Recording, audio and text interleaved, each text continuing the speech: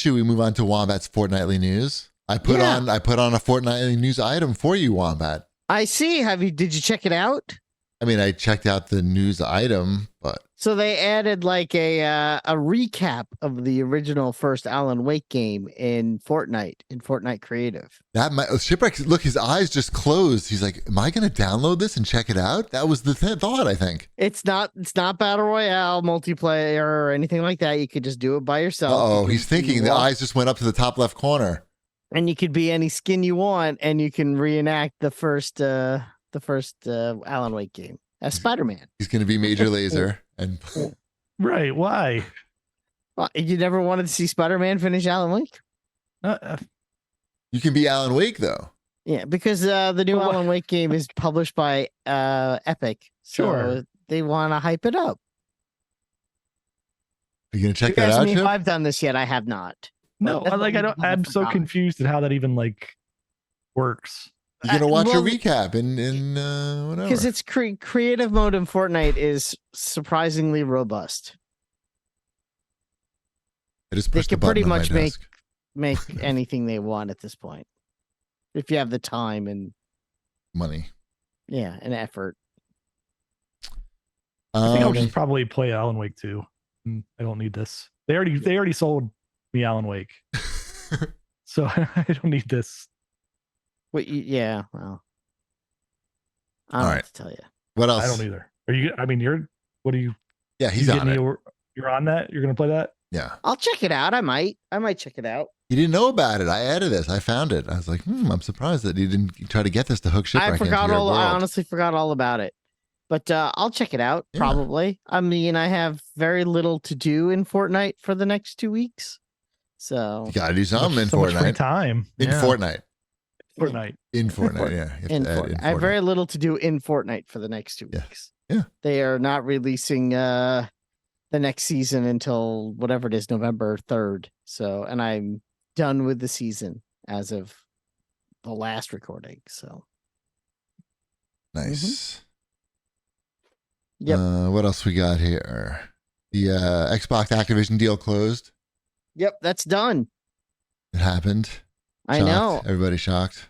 I mean, this is my shocked face. Right. I am surprised because it was also there was the news that there won't be any Activision games on Game Pass until 2024. Not that far away. Yeah, it's not that far away, but it surprises me that they didn't have something ready to go. Well, I think they probably had reason exactly is they had a whole bunch of other stuff that they'd already lined up with people. You say it like it's the same people that would be there. I mean, there's different people working there. No. I'm saying they already have like the release schedule with other companies lined up into Game Pass. So you don't want to just like flood the market with all the Activision stuff when you already have commitments to third parties. You don't want to dilute their their exposure. Yeah. Yeah. I mean, it's only 2 months away. It's fucking October. Right. It's coming. There was part of me, maybe just because I want it, is that they would be like, and the deal's closed, and now Spyro and Crash Bandicoot games for everybody. Right. And let's it would just be there on day one. Yeah. Like, let's celebrate with Spyro the Dragon. Like, I could see that being ready to go. Not Call of Duty, but something like the smaller licenses. Mm-hmm. How about instead of that, how about a tweet that says, "We did it. Congratulations, everybody. Yeah, we did it. Congratulations. You'll get Spyro soon. We promise." Right. Just not today. Just getting this tweet, this picture. Mm-hmm. Yep. Getting some marketing, a little bit of marketing today. Exactly. You wait for the games. Yep. And just in time for Pete Hines from Bethesda to retire. Right. 24 years is a long time at one company and a long time at a video game company. Really long time. I'm assuming he did well when Microsoft bought Bethesda, right? I'm assuming he had some sort of equity. I don't know. I would assume so. After 24 years, he probably had some equity. I also wouldn't be surprised if it was in his contract that he had to stay on for at least, whatever it is, X amount of time, or maybe until, Starfield launched or whatever they put in those contracts. And now that all those things happened, He's only 54. It's not a question of age as much as I think it is a question of he probably doesn't want to work for Microsoft. These are all guesses. It'll be 64 by the time the next Bethesda game comes out. Yeah. These are all assumptions. Like he probably liked working for, I'm sure he enjoyed working for Bethesda as an independent company. Also, again, if he made equity from the, had equity from that sale for a few $1 billion. Say equity one more time. I like the word equity. He probably doesn't need to work anymore. So, yeah. Yeah, good. I don't blame him. No, I don't either. Good for him. Unfortunately, he missed the Wayne I blame him for Elder Scrolls Online instead of another Elder Scrolls. But him? Why would you blame him for that? I don't know. He made me sit a marketing guy, isn't he? He made me sit in a room for an hour at E3 one time and watch just landscape videos. Don't you remember that? We watched landscape videos of Elder Scrolls Online. You think he didn't fall asleep for that? Yeah. I remember he wrote me an email once because somebody posted something on CAG that they didn't like about something. He's just doing his job. I have no problems with Pete Hines doing his job. I know. And I remember I tried to look it up before the show real quick. And then because I remember that we had an email back and forth a long time ago. And then as soon as I pulled it up, I remembered that I probably had some douchey response to it. So I stopped looking at it. So I remember I saw I was you don't when I email you and I ask you for something, you never write us back, but you wrote me and look how timely I responded or something like that. I don't know. I didn't read the email. I'm afraid to look because it's probably a lot douchier. That sounds right. I remember this scenario. Yeah. I'm you could send us something from now and then, I'm going to help you out here. One hand washes the other, Pete. Never got anything. Never, not a damn fucking thing. But all right, good luck, Pete. Quid pro quo, Pete Hines. Quid pro quo. Well, I guess we got those E3 meetings, and then he made us watch those landscapes. And he always invited you to the party. Yeah, the rodeo party. Mm-hmm. Those were good. See? Yep. So he wasn't such a bad guy after all. No. Now you feel bad making fun of him and his Nobody made fun of Pete Hines. Now I'm looking up the email. I don't even know what I'd make fun of Pete Hines for. No. His ketchup.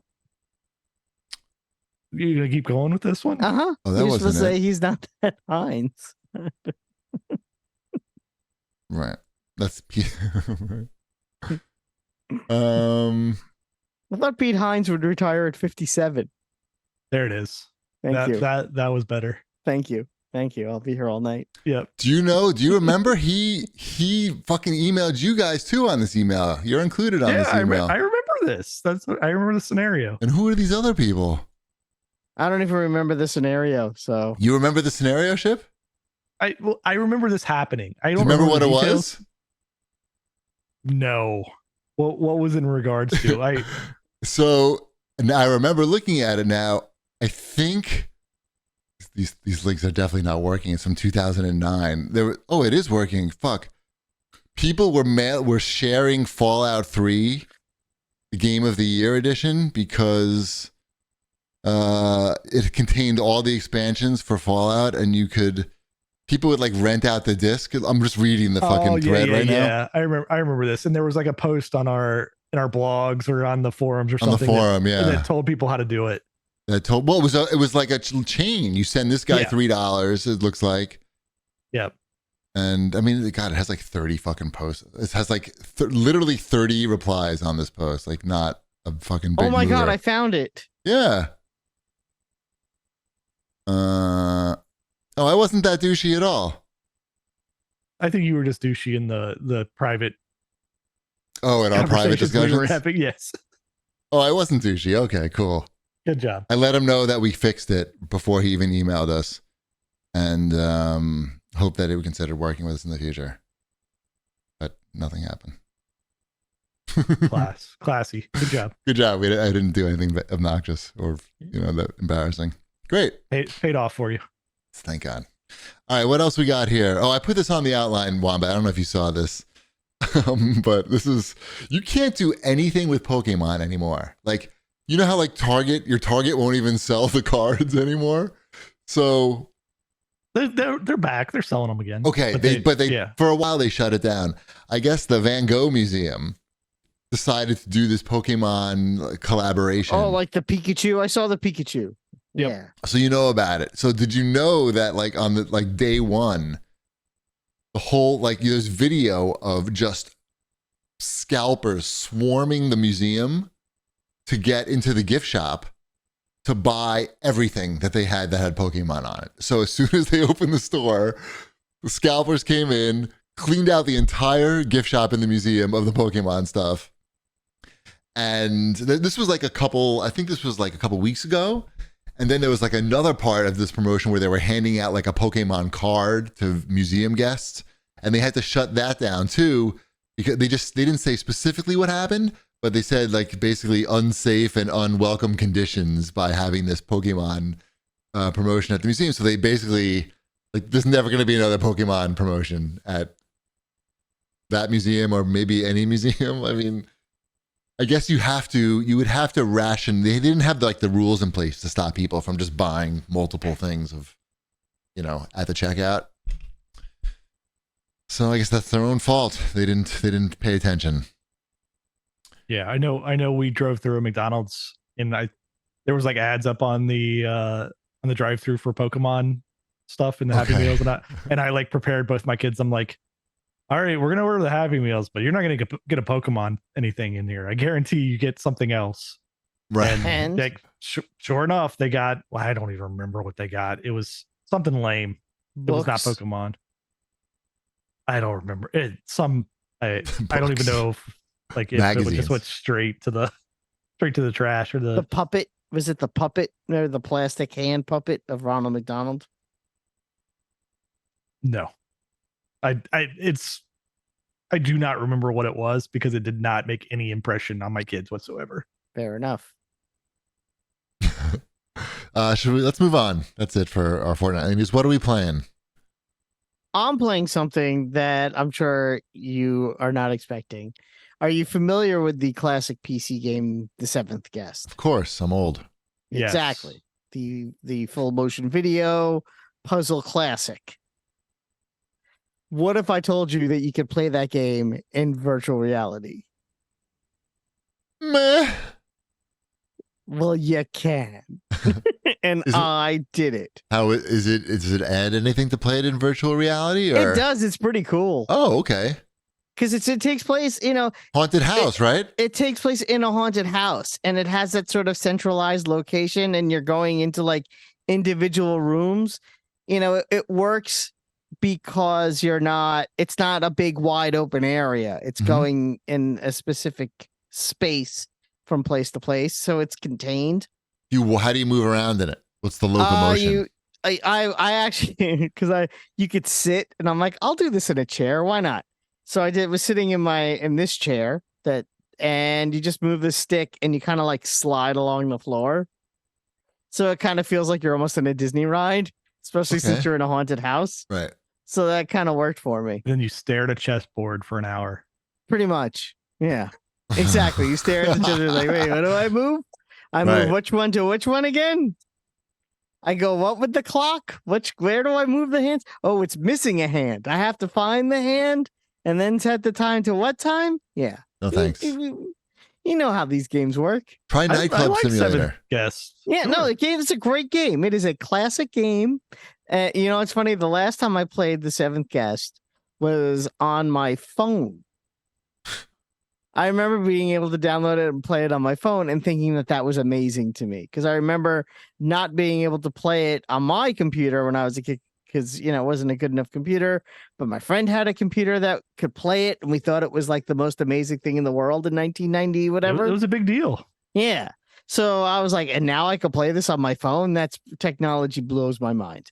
So now that I can play it in virtual reality in the comfort of my own swivel chair, I do recommend if you're going to play it. Huh? What's going to be next in VR? Yeah, I think it already is. Zork. Oh, okay. Zork actually is next. That is now owned by Microsoft, so we'll have to see. Zork full text adventure in VR is now owned by Microsoft. So big.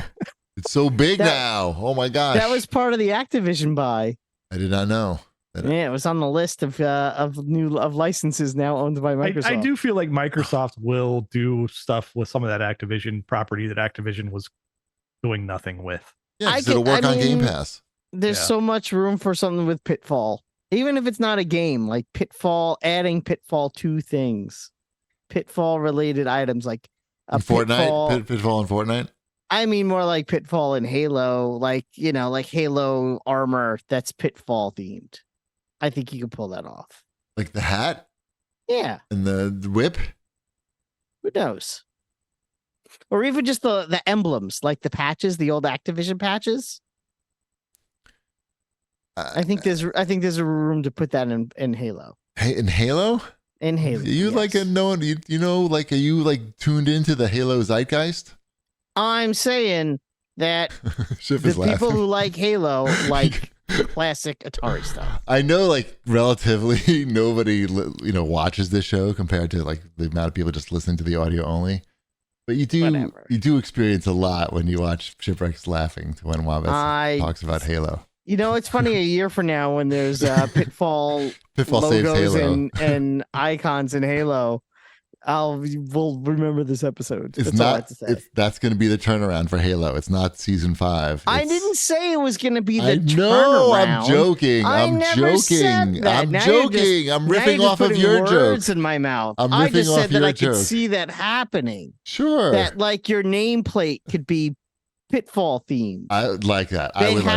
They have that now in Call of Duty. They've had that for a while. Yeah, I have that one. I could see them adding the same exact shit that's already in Call of Duty to Halo. Sure. And you make it sound like I said they could reinvent it. This first-person shooter has this shit in it. They're going to put this shit in this other first-person shooter because now they own it. Sure. It's not like I'm saying it's something so incredibly wildly off base. Sure. I agree with you. I mean, really. It's Shipwreck. Don't look at me. I'm agreeing with you. Whatever. You guys can bite my ass. Ship's not laughing now. Yeah. No, I don't want to do that.